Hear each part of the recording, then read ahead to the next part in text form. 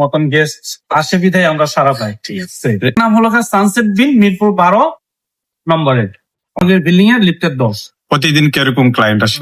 আলহামদুলিল্লাহ, খুব আপনাদের দোয়ায় এবং ভালোই ফিডব্যাক পাচ্ছি আমরা।